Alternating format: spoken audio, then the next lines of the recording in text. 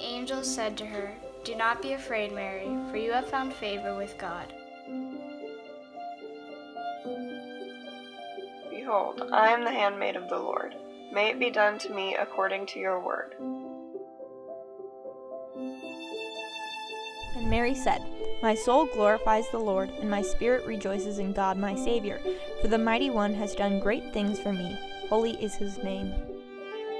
Mother Teresa said, "Be humbled like Mary, so you can be holy like Jesus."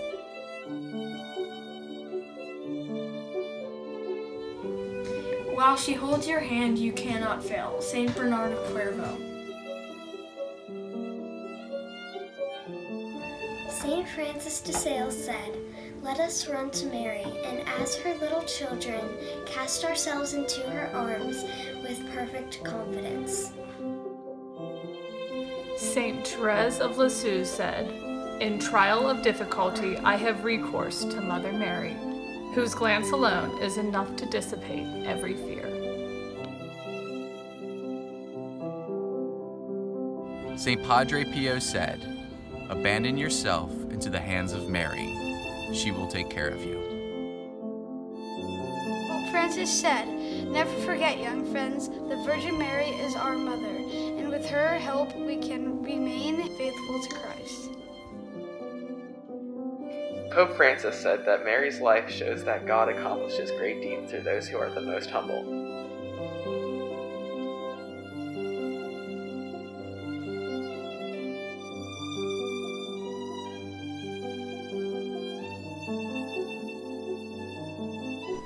Well, May crowning when I was a student at Cardinal Pacelli was very different than it is today. I was here from 1950 to 1958, and the May crownings were from 1951 to 58. And it was not just a school event. This was a whole Mount Lookout community event that took place.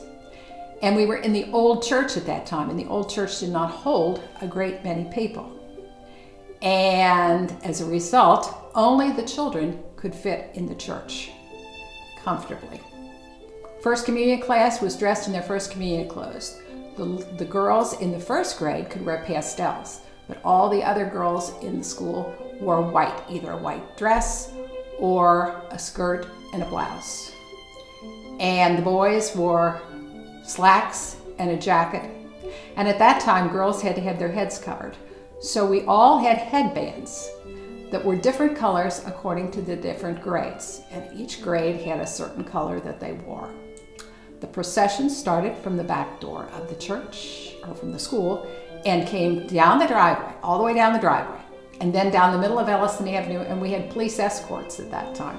Because when you got to church, you had to turn the corner. The entrance of the church was on Linwood Road, and that's where we went into the church.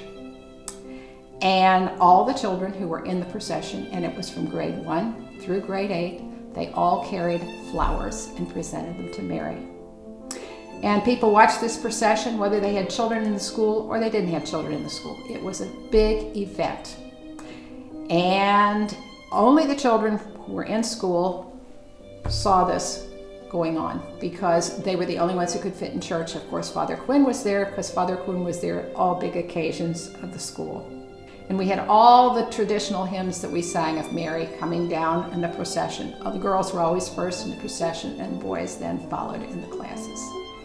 And after it was over, and we presented the flowers to Mary, and when we got to bring flowers to the fairest, "Mary, we crown you," whoever was the queen of going to crown Mary at that time.